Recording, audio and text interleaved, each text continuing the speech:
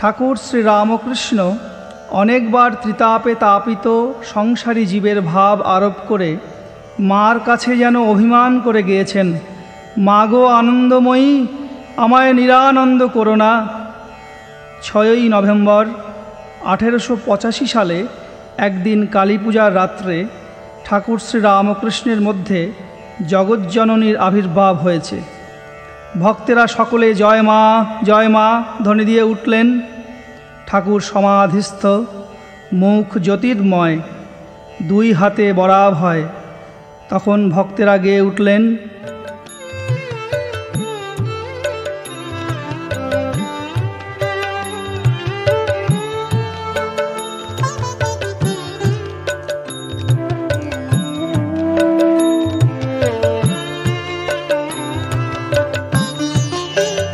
আমার মা গো আনন্দময়ী, নিরানন্দ করুণা।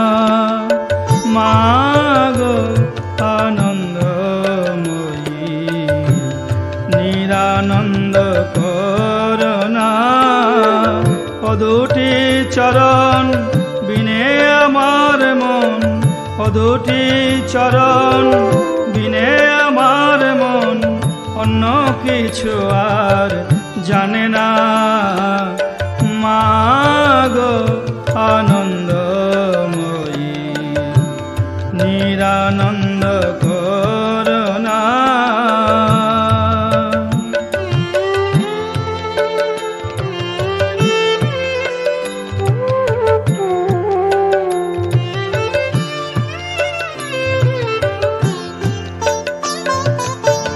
ভবানী বলিয়ে ভবে যাব চলে, মনে ছিল এই বাসনা। ভবানী বলিয়ে ভবে যাব চলে, মনে ছিল এই বাসনা। অকুল পাথারে ডুবাবি আমারে, অকুল পাথারে ডুবাবে আমারে, স্বপনে তাও তো জানি না। মা গো আনন্দময়ী, নিরানন্দ করুণা।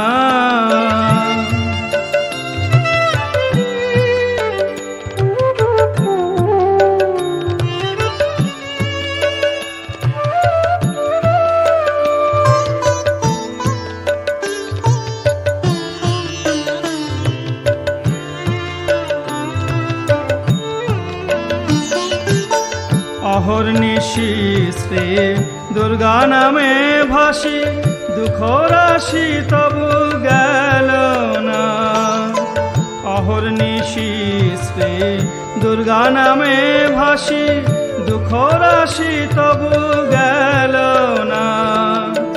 আমি যদি মরি ওহর সুন্দরী, আমি যদি মরি ওহর সুন্দরী, দুর্গা নাম তো কেউ লবে না। মা গো আনন্দময়ী, নিরানন্দ করুণা। আমার মা গো আনন্দময়ী, নিরানন্দ করুণা। ও দুটি চরণ বিনে আমার মন, ও দুটি চরণ বিনে আমার মন অন্য কিছু আর জানে না।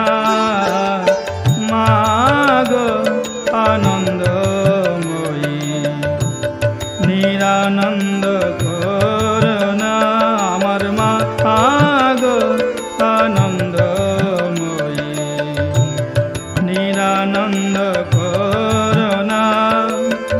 মা গো আনন্দময়ী, নিরানন্দ